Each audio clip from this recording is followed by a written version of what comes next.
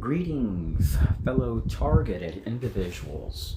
I'm not an anti-Semitic person. I'm Christian, I pray to God, and I ask God to lead, guide, and direct me.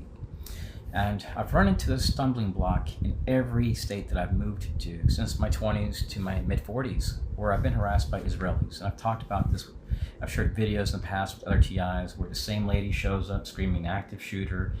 I've been living in Florida for years, and the same lady kept showing up, harassing me, harassment at the park, the school, and people that dress like they work for some type of clandestine group in Winter Garden, which is interesting because the only groups hiring out there are the NSA and the CIA.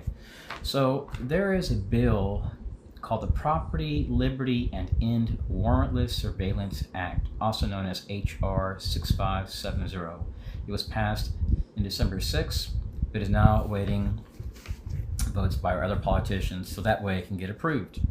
And from what I understand, if this bill gets approved, targets will have to be notified.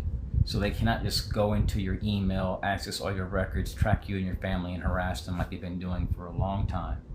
So President George Bush elected John Roberts.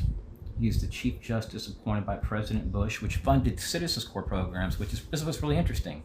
The Citizens Corps programs exist in the U.S. and Israel. They're involved in emergency management. But let's look at how the Palestinians are treated. So John Roberts took some people to Israel when they had the grand opening for Israeli Supreme Court. And if you research the Israeli Supreme Court, you'll see a lot of Masonic symbolism all over the place. So our NSA is sharing our information with Israelis that make up 2% of the U.S. population, and there have been complaints all across the U.S. by many people that they have been targeted by Israelis. Even Roseanne Barr, she made a comment, and I think she's Jewish herself, and she mentioned that she was targeted recently on TV. So there's no oversight, there's no protection, and what's really interesting is that you can't even request from any agency any information about this. So you cannot go to court and try to get off this list, and now you're just going to be bashed and harassed for many years by your CIA and its partners with no help. And supposedly we're free.